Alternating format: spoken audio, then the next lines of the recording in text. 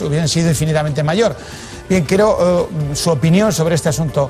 ¿Qué significa en un país en el que es modélico en las leyes de igualdad, en las leyes contra la violencia de género, en un país de referencia? Hemos pasado de ser el furgón de cola a un país de referencia. En esta lucha contra la violencia que padece la mujer, 25 mujeres asesinadas, es una multitud que nos conmueve y que nos debería obligar ¿a qué?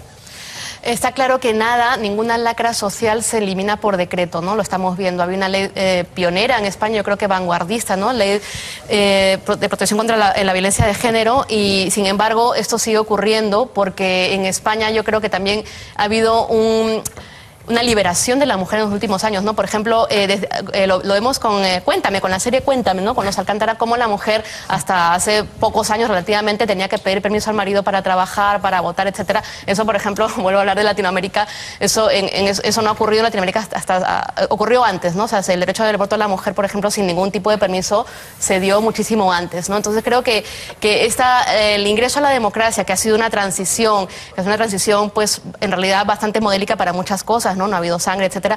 Creo que también ha sucedido que la mujer ha empezado a trabajar, adquirió sus derechos. Lo que tú estás contando entonces lo pone mucho peor. Quiere decir que hay un regreso a las inercias de la antigua misoginia. Estamos ahora mismo en un momento donde las mujeres tienen acceso a la cultura, acceso a la educación, tienen que estar empoderadas, tienen que tener autoestima, y estamos haciendo de verdad un regreso a esas inercias antiguas de la misoginia. ¿Cómo es posible? Decir, que hay ahora mismo muchísimas chavalas jóvenes que son controladas a través del móvil, controladas por sus novios, por sus parejas, y que de repente estas mujeres en esta edad tienen un acceso a la cultura. ¿Cómo no es posible que no sea posible de otra manera? Que no se le esa mujer tiene que estar empoderada. De las muertas, de las 25 muertas que estamos hablando, el 50% tenía menos de 35 años. Pues es esto. Entonces, mujeres jóvenes con acceso a la cultura, hay un retroceso, y que además es verdad que existe esto que se llama el neomachismo. Es decir, que abarca desde los comentarios jocosos respecto a las leyes de igualdad y estaremos en dos y tal. Y me parece que hay un problema con la generación que viene, yo lo estoy viendo, porque la generación que justo vivimos la transición y después teníamos muy claro de dónde veníamos y qué es lo que había que hacer. Me parece que la generación joven ahora, pues está despertando en una serie de libertades que les han conseguido, pero que no se dan cuenta de lo que ha costado conseguirlas ni de lo que queda por conseguir. También es verdad que yo me he dado cuenta, siendo más mayor, de que muchas de las cosas que aparentemente parecía que eran igualdad no lo son.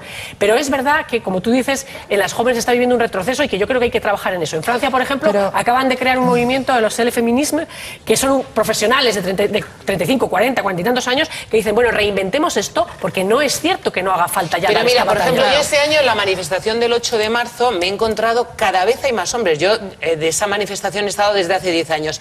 Y antes hacía el camino como mucho más en solitario, sin hombres, mucho más mujeres, y de repente este año la participación de los hombres es masiva, pero en cambio de repente yo me encuentro con montones de chavalas que a través de los teléfonos móviles son controladas, y los hombres quieren sentirse más hombres, controlando a esas mujeres, pero lo peor es que ellas se dejan. Exactamente. ¿Cómo es posible?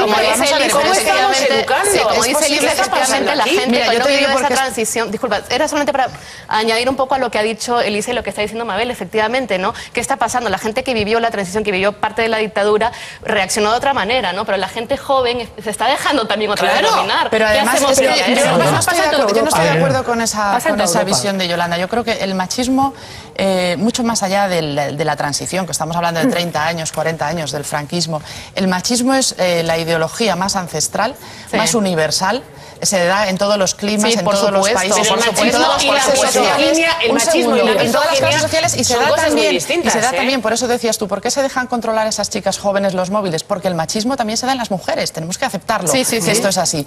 Y el neomachismo, que también se da en los hombres y también se da en las mujeres jóvenes, tampoco es un fenómeno difuso y etéreo que está ahí y que no sabemos muy bien de dónde viene.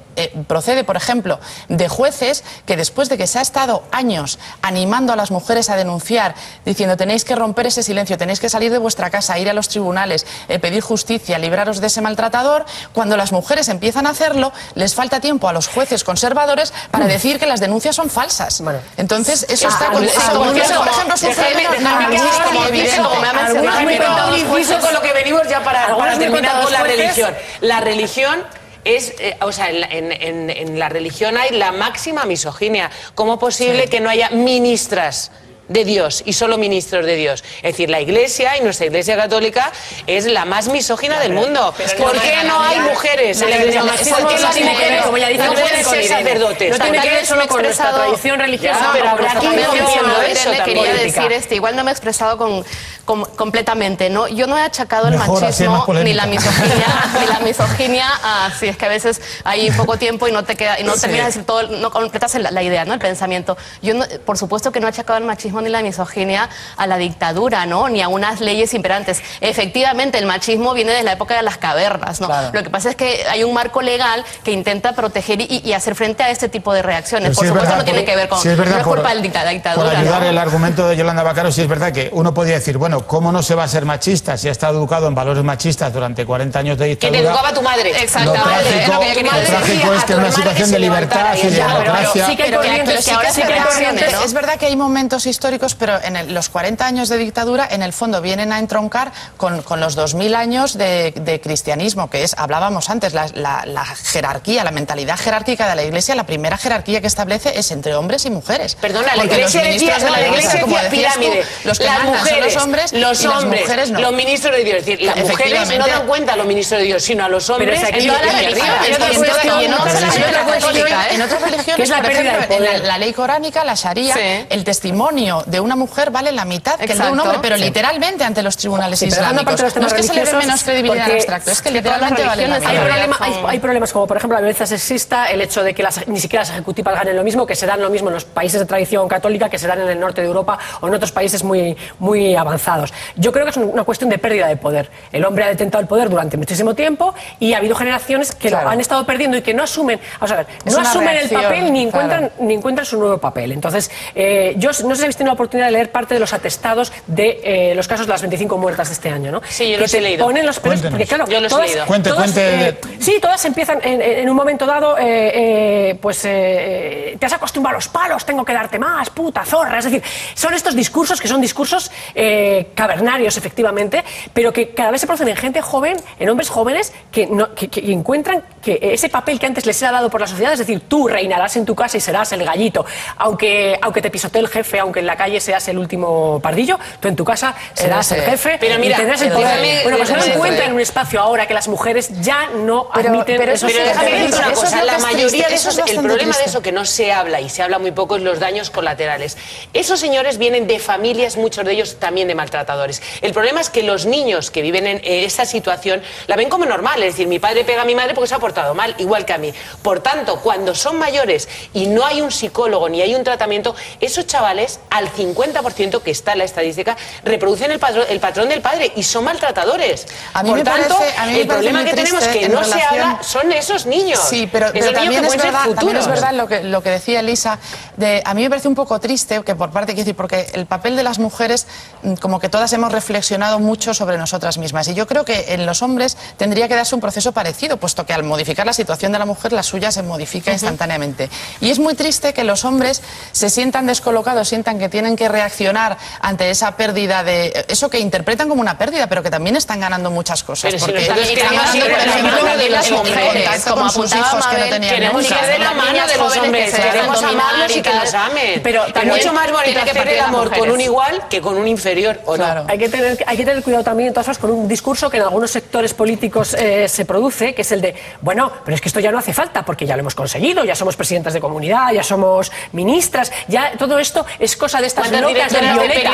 Eso es una capa superficial. Aunque dicen, no, mira, hay mujeres que se dicen periodistas, yo no soy feminista, ha pasado a ser como una especie de estigma de eso, feminista, ¿no? Una o ninguna. Como sois periodistas, ¿cuántas directoras de periódicos hay en España? Yo fui directora de periódico con 24 años, pero es verdad, y luego directora de emisoras de la cadena SER, pero es verdad que en aquella época éramos de 100 y pico directores de la SER, éramos 5 mujeres, o sea que yo creo que se ha mejorado algo en ese sentido, pero por ejemplo los medios de comunicación es verdad que siguen estando ocupados por los hombres. Y no es como este debate. Bueno, hay un territorio hay un territorio en el que se nota mucho, no solamente efectivamente los directores de medios de comunicación, sino en todo lo que son posiciones de autoridad. Por ejemplo, este debate con 4 mujeres, no hablando de mujeres, no esta parte, sino por ejemplo la primera parte, hablando de temas que no son de mujeres, porque cuando hay que hablar de mujeres sí que se nos llama a las mujeres. Pero esas posiciones de autoridad, de influir sobre la opinión de la sociedad, las columnas, las tertulias, los debates, etcétera, ahí se nota una desigualdad muy abrumadora también. Bueno, el presidente de gobierno creo que ha dado un buen ejemplo, ¿no? Nombrando el primer gabinete con mayoría de mujeres, que a mucha gente esto le parece anacrónico, risa, ¿no? en fin, para gente que se ríe de ello, yo no, desde luego, como la corresponsal del periódico El Comercio de Perú, pues lo hemos resaltado en reportajes y tal, y no deja llamar la atención, pero yo creo que positivamente hay que decirlo también. Vamos a seguir hablando de la mujer. Despido a mis 2 compañeras de este lado, Irene y Elisa, muchísimas gracias. Vamos a seguir